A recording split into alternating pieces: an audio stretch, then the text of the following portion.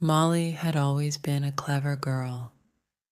As a child, whenever her mother asked her to do work, she always found some way to get out of it. Either she got someone else to do the work for her, or she made it look like she had done it when really she hadn't. And whenever her mother found out what she had done, Molly was nowhere to be found. But nothing could prepare Molly for her old mother's death. She had suffered from a disease for many years, and Molly did not think it serious, so she had continued her games and tricks. But her mother grew weaker and weaker, and her last words to Molly were these: "You are a miserable little girl. You have brought me nothing but trouble. I would have been better off if I had never given birth to you. You think you can spin straw into gold, but all you really spin is lies and evil." And with that, she fell back and died. Unsurprisingly, Molly's father was not happy with her. He had never loved her very much, letting her mother deal with her tricks, but now he had no choice but to look after her. So he did what every man did when he had to look after someone he didn't want to. He threw her out. "You have been so awful to us all these years, child. Go and find your own way in the world, and don't even think of coming back." Still, Molly did not cry even for a minute. She had never liked her father much, anyway. For several weeks, she traveled without aim. In every town she went to, she offered her services as a working girl, but after so many years of lying and tricking her mother, she was unable to do a single day's work. Finally, tired and her clothes torn, she arrived at a castle. As soon as she came inside the doors, the guards stopped her. "We don't want beggars here. Get out." "I am no beggar," said Molly. "I have powers which this kingdom has never seen. I can spin straw into gold. If your king takes me in, he will be the richest man in the world." "Ha, you're lying." Molly laughed. "Fine, wait and see. I will join the king of the neighboring country and give him riches you cannot even imagine. He will build an army and destroy this little castle." She strode off, head held high. A moment later, the guard spoke. "Wait, I will take you to see the king." She smiled to herself. They were even easier to trick than mother.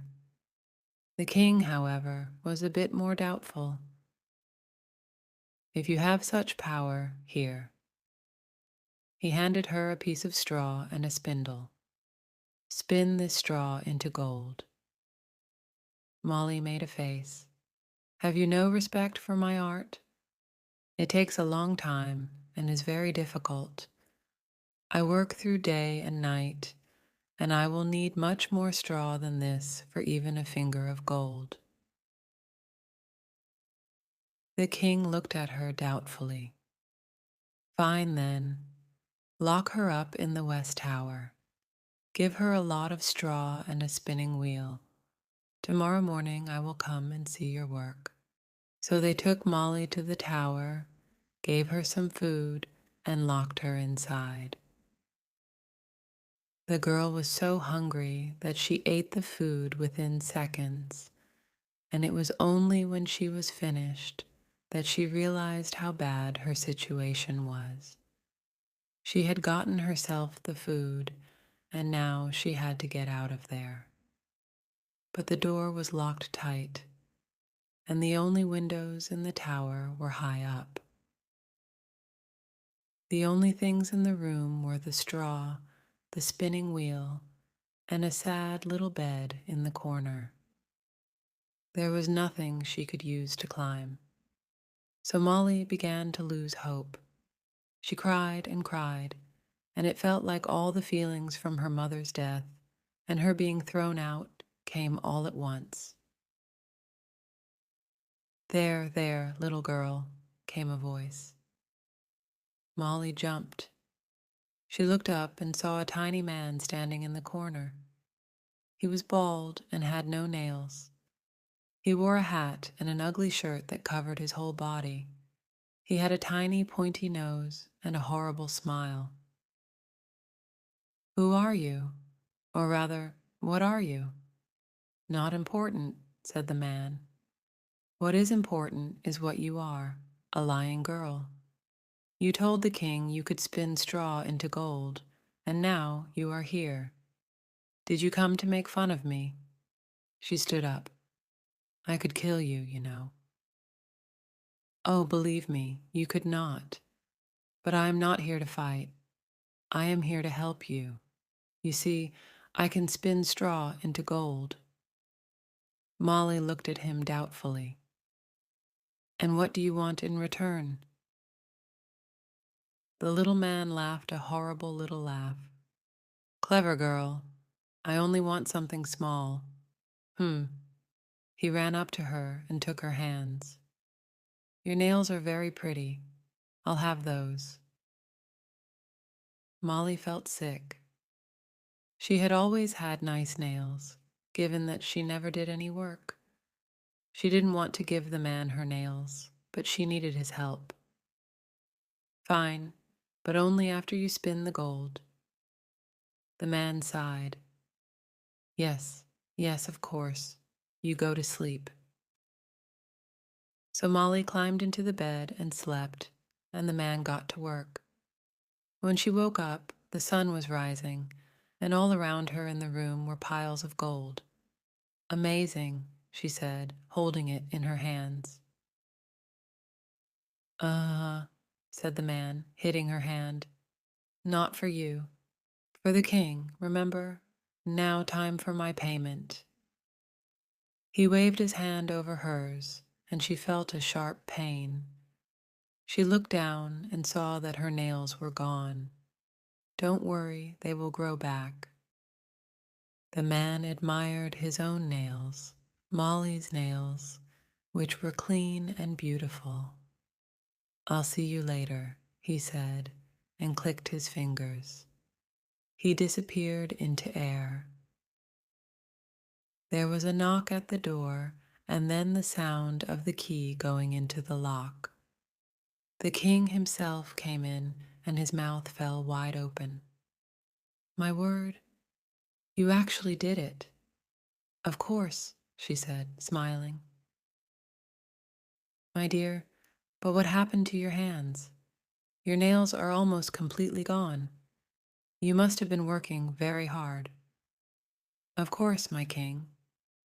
The king clicked his fingers, and 2 guards came into the room. Take this gold away, and tell the cooks to make a great meal. I want to talk to this girl. So while they ate chicken, pork, and potatoes, the king asked the girl all about her power. How did you do it? Where did you learn? But Molly refused to say, just smiling politely and saying, my little secret. She was enjoying this life very much. But that evening, the king sent her back to the tower and locked the door once more. Happy working, my little treasure, he said, before leaving her. Once again, she was faced with the same problem, a huge pile of straw that she somehow had to turn into gold. Well, well, well. She turned around, and the horrible little man was there again. This is familiar, he said, smiling. Want my services again? The girl paused. What will you take? He ran up to her and touched her hair. Your hair is so beautiful and long. I don't have a single hair on my head. I think that will make a nice present. Molly felt sick. She never had to cut it or put it up because she never worked, so it was long and beautiful. But what choice did she have? Fine. So once again, Molly went to bed, but this time she did not sleep. She watched the man do his work. He did not spin himself, but waved his hands in the air. The spinning wheel danced around as he did so. He was using magic, just as she had thought. As he spun, he sang a song to himself. I spin the straw to make the gold so lovely for the king to hold, and then the girl will have a shave, and I'll escape into my cave.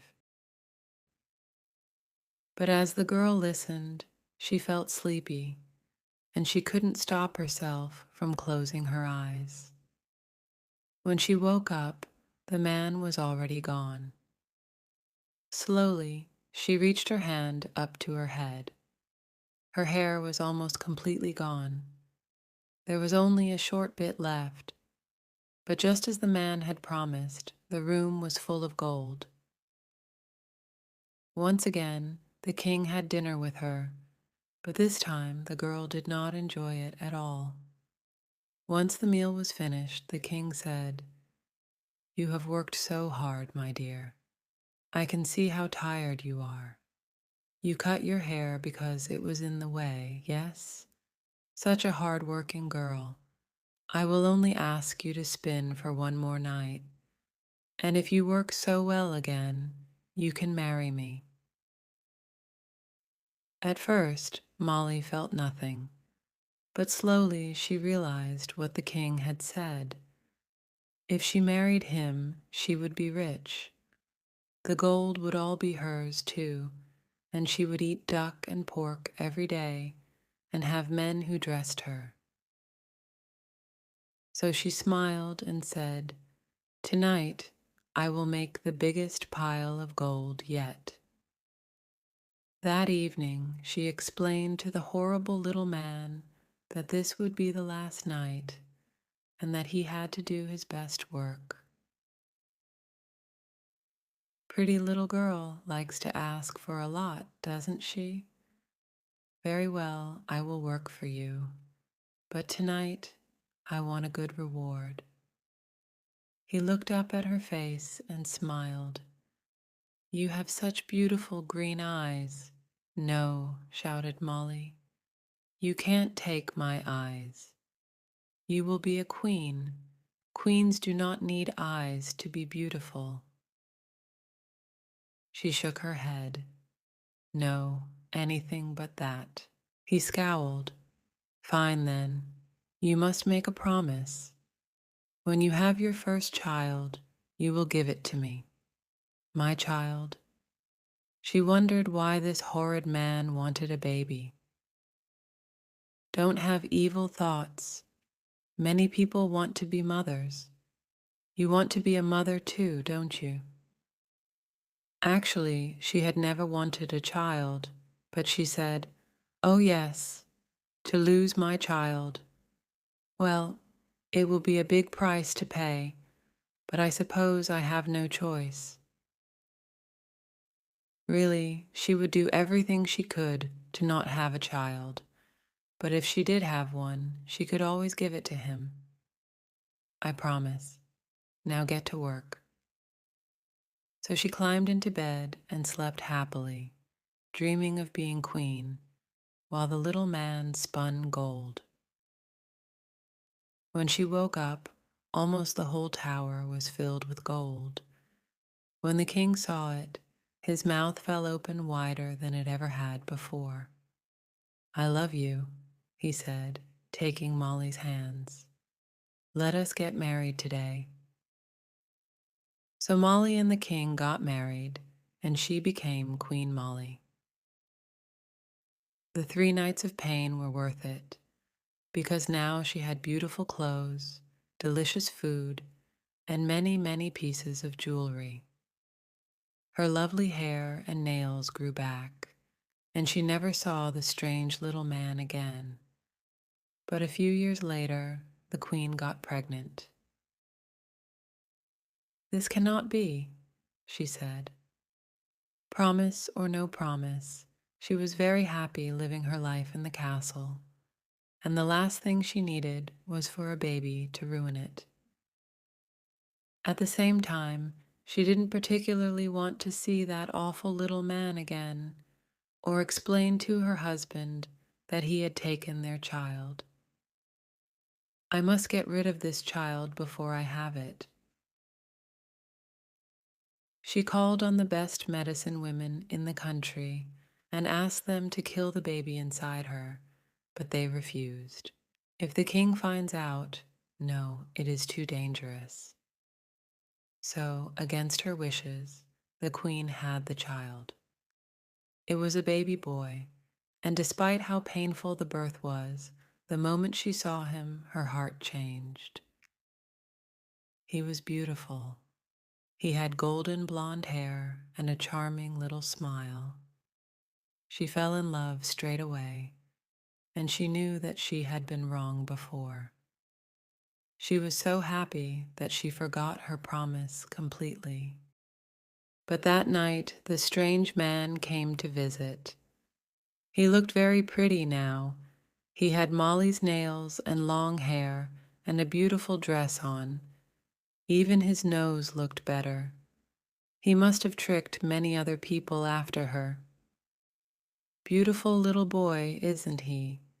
Well, say goodbye. I'm taking him."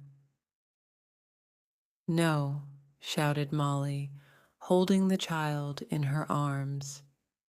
"There must be another way. Please, I will give you all the money we have." "I don't care about money. I can spin straw into gold, remember?" "No, the only thing I want is that child." Molly started crying, and so did her son. "Oh, all right," he groaned. "I will give you a chance. If you can guess my name in 3 days, I will give you the child. But if you cannot, I will take the child and much more." "Your name?" She thought as hard as she could, but the man had never told her his name. "You're Satan?" The man laughed. "I'm not that powerful." She thought again. It had to be an evil name, no doubt. "Grelimore? Faust?" "No and no. That's all your guesses for today. You have 2 more days and 3 guesses each day. Don't waste them like today. I'll come back in the evening." He clicked his fingers and disappeared. That night, Molly got no sleep. She slept with the baby, and she felt like the horrible man was hiding in the darkness, watching them. Whenever she closed her eyes, she saw him laughing. The next day, she went to the library and searched through all the books on magic and monsters. She thought he had to be a monster, but none of the pictures looked like him. When he returned that evening, she tried her guesses. Iblis. No. Alistair. Nope. Mammon. Bist. Wrong. Try again tomorrow. All night, Molly tried to think of what his name could be. It had been years since he spun the straw, and she couldn't remember it well. But as the sun was rising, she suddenly remembered the song he had sung. "And I'll escape into my cave." A cave. He must live in the mountains. She took a horse and rode into the mountains. She searched all day, but she could not find him. The sun was starting to set, and she felt hopeless until she heard a horrible laugh. "Tonight, tonight, my plans I make tomorrow, tomorrow, the baby I'll take. The kindest mother in all the land, no more will I work and hurt my hands. The queen will never win the game if Rumpelstiltskin is my name. She looked around and found the horrible man dancing around a fire, singing to himself. Tonight, tonight, my plans I make tomorrow, tomorrow, the baby I'll take. The kindest mother in all the land. No more will I work and hurt my hands. The queen will never win the game if Rumpelstiltskin is my name. And it is my name. Rumpelstiltskin, she whispered. Then she got on her horse and rode home. When, that night, the horrible man appeared before her, he smiled. You'll never guess my name. You should give up now. The queen sighed. You're right, but I have to try. How about Geoffrey? Rumpelstiltskin laughed. A common name. Oh, then, Maximilian. An ugly name. Wait, I have an idea. She smiled. Rumpelstiltskin. Rumpelstiltskin hissed. You cheated. No, I did not. Now leave me alone, you horrible little thing. Goodbye, Rumpelstiltskin. The man bit his nails and pulled his hair. You nasty little thing. All you do is lie and trick people. The king, he doesn't even know how evil you really are. Evil? I'm not the evil one. You stole my beautiful nails and hair, and now you want my child. The baby started crying, and Molly picked it up, saying, Shh, it's okay. I stole nothing. I worked for all those things, something you have never done in your life. You think you deserve the world, when really all you deserve is a quick kick in the behind. Leave this place. You're making the baby cry. Fine, I will leave. But first, I will pay you back for everything. And Rumpelstiltskin waved his hands in the air.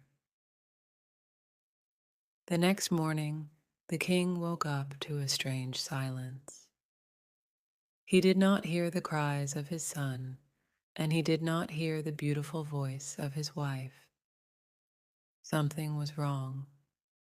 He searched around the castle, and finally, thinking that she must still be asleep, he went to his wife's bedroom. And there he found the strangest thing of all, a pile of gold, and no sign of the baby. The king sent his men out to search, but no matter where they looked, they never found Queen Molly or the prince. Days passed, and then months, and then years. But the two of them never appeared again, and the king never found out where the gold had come from. Meanwhile, far away in a forest, a mother looked after her child. She was not the most beautiful of mothers, but she was kind. She taught her son to work hard and to never, ever lie or trick others. She even taught him how to use magic, and together they built a lovely little house, planted vegetables, and sang songs. And whenever they needed money, they simply spun straw into gold. Every night, the boy asked, Mother Rumpel, will you spin me a story? And every night she replied, Of course, my son. What story shall I spin tonight? But one night the son asked, Mother Rumpel, who is my father? For a moment, a look of pain passed over his mother's face. Then she said, Some stories are too difficult to spin, even for someone as clever as me. But I can tell you the story with the soldiers. That one's your favorite. He looked disappointed, but said, Well, go on then. Once upon a time, there was a group of evil soldiers. They traveled around stealing, attacking women, and drinking everything they could find. Really, they were looking for someone to teach them a lesson, and that's just when your mother came along.